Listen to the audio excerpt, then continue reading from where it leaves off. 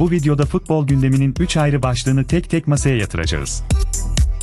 Birincisi, bir transfer tartışması, şampiyon Galatasaray transferde geç mi kaldı, yoksa temkinli mi davranıyor? İkincisi, bir adalet tartışması, Arjantin, Mısır'ı yendi ama iptal edilen bir gol ve tartışmalı bir VAR kararı ortalığı karıştırdı, Mısır soyuldu mu? Ve üçüncüsü, bir rekor hikayesi, bu Dünya Kupası neden kalecilerin turnuvasına döndü? 3 başlık, 3 ayrı tartışma. Başlayalım. İlk durak, Galatasaray'ın transfer gündemi. 26 kez şampiyon olan ve son yıllarda üstünlüğünü sürdüren Sarı Kırmızılılar, yeni sezon için çalışmalarını sürdürüyor. Ama spor kamuoyunda güçlü bir eleştiri var, transfere geç başladı, yavaş kaldı. Gündemde konuşulan isimler henüz sadece iddia, kesinleşmiş değil. Spor basınına göre ilk hedef olarak Bonduran öne çıkıyor, listede ayrıca Tottenham'dan Pape Matar Sarr ve milli oyuncu Can Uzun da var. Bu isimleri kesin transfer gibi değil, birer iddia olarak aktarıyoruz. Şimdi asıl soru, bu geç kalış bir hata mı, yoksa bilinçli bir strateji mi? Bir tarafta şunu söyleyebiliriz, şampiyon bir takımın acele etmesine gerek yoktur, doğru oyuncuyu, doğru fiyata beklemek akıllıca bir temkindir, erken ve pahalı hamleler çoğu zaman pişmanlık getirir. Ama madalyonun diğer yüzünde şu var, transfer pazarı bir yarıştır, geç kalan, hedefindeki oyuncuyu bir rakibine kaptırabilir ve sezona hazırlıksız girebilir. Ayrıca şampiyon bir takımın en büyük riski rehavettir, rakipler kadrolarını güçlendirirken beklemek, sahadaki üstünlüğü kısa sürede eritebilir.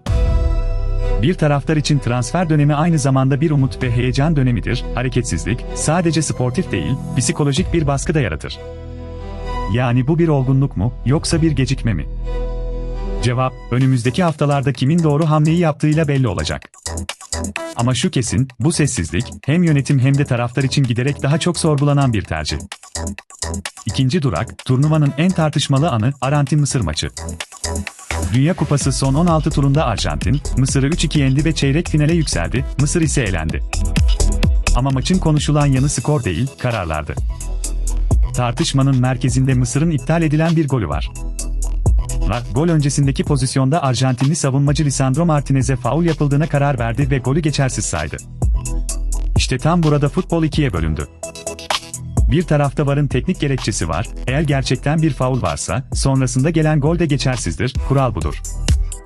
Ama diğer tarafta çok ciddi bir itiraz yükseldi, analistler, bu kadar geriye giden ve bu kadar yoruma açık bir kararın gerçekten VAR'ın yetki alanında olup olmadığını sordu. Mısır bununla da kalmadı, geç anlarda verilmeyen bir penaltı beklentisinden de şikayetçi oldu ve maç sonrası FIFA'ya resmi bir şikayet verdi. Medyada ise çok daha ağır ifadeler, hatta şike suçlamaları dolaştı. Ama burada dengeli olmak şart, elimizde bir komplonun kanıtı yok. Sahadaki sonuç 3-2 Arjantin'in. Bu bir şike hikayesi değil, ama futbolun en çok konuşulması gereken tartışmalarından biri, VAR nereye kadar karışmalı? Aslında mesele tek bir maçtan çok daha büyük. VAR teknolojisi, futbola adaleti getirmek için kuruldu, ama her tartışmalı kararda, teknolojinin oyunun ruhunu mu korunduğu yoksa onu mu yaraladığı sorusu yeniden gündeme geliyor. Mısır'ın yaşadığı, aslında son yıllarda birçok takımın yaşadığı hayal kırıklığının bir örneği, saha içindeki bir anın, ekran başındaki bir yorumla değişmesi. Belki de asıl soru şu, teknoloji ne kadar çok karışırsa, futbol o kadar mı adil oluyor, yoksa o kadar mı tartışmalı hale geliyor? Kararı size bırakıyoruz. Üçüncü durak, bu Dünya Kupası'nın sessiz kahramanları, kaleciler. Bu turnuva adeta bir kaleci şölenine döndü, küçük ülkelerin ve küçük liglerin kalecileri, dev takımları tek başlarına durdurdu. Şu ana kadarki en çok kurtaran 5 ismi, 5'ten 1'e geri sayalım. 5. sırada Hollandalı Bart Verbruggen var, İngiltere'de Brighton forması giyen bu genç eldiven, şu ana kadar 16 kurtarışa imza attı. 4. sırada gerçek bir destan var, 40 yaşındaki Vozinha. Cape Verde'nin bu efsane kalecisi, kariyerini Portekiz 2. Ligi'nde, Chaves takımında sürdürüyor ve 18 kurtarışla listede. 3. sırada elit bir isim var, Portekizli Diogo Costa, yani Porto'nun kaptanı, 19 kurtarışla.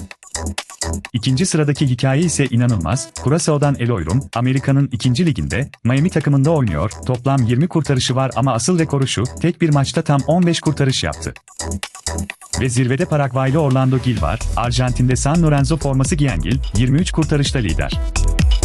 Üstelik onun hikayesi sahanın çok ötesinde, bir zamanlar oğlunun tedavisi için kramponlarını bile satmıştı. Peki bu tablo bize ne anlatıyor? Şunu, modern futbolda para ve şöhret her zaman kazanmıyor, bazen bir turnuvaya, en beklenmedik isimler, küçük liglerden çıkıp gelen kaleciler damga vurabiliyor. Dikkat edin, bu ilk 5'teki isimlerin çoğu, dünyanın en büyük liglerinde değil, ikinci liglerde ya da daha az bilinen takımlarda oynuyor.